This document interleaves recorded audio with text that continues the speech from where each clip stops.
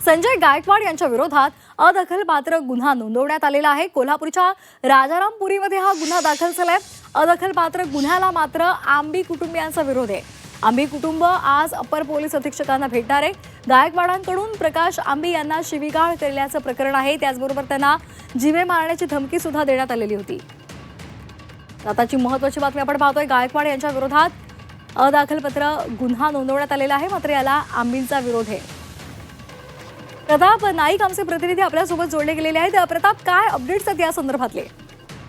आपण पाहतो की प्रशांत आंबीची भूमिका अशी होती की त्याच्यावर दखलपात्र गुन्हा दाखल व्हायला पाहिजे, पण दुसरीकडे आपण पाहतो की पोलिसांनी पहिला अर्ज जो प्रशांत आंबीकडे आलेला होता त्या अर्जाला ग्राह्य मानून या ठिकाणी मध्यरात्री आमदार जगताप यांच्यावर अदखलपात्र गुन्हा दाखल केलेला आहे। एकूणच आपण पाहतोय की प्रशांत आंबीची भूमिका स्पष्ट आहे की कोणत्याही परिस्थितीत दखलपात्र गुन्हा दाखल व्हायला पाहिजे होता, पण असं असताना पोलिसांनी अशा प्रकारची भूमिका का घेतली, अशा प्रकारचा सवाल विचारण्यात आलेला आहे। एकूणच आपण पाहतोय की प्रशांत आंबी त्यांच्या पत्नीला असेल किंवा त्यांच्या आईना आणि त्याचबरोबर छत्रपती शिवाजी महाराज यांच्या संदर्भात आक्षेपार्ह विधान केलेलं आहे, त्यामुळे अतिशय गंभीर आहे।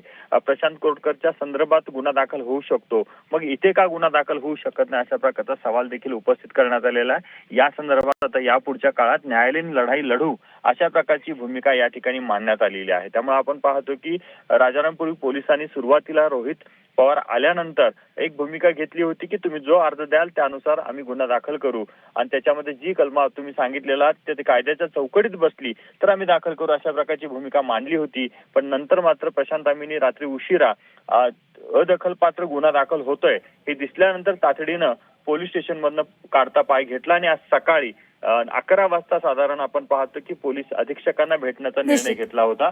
तत्पूर्वीच मध्यरात्री हा गुन्हा दाखल झालेला आहे। अगदी, त्यामुळे आता या संदर्भात काय नेमकं होतंय हे पाहणं महत्त्वाचं आहे। धन्यवाद दिलेल्या माहितीसाठी।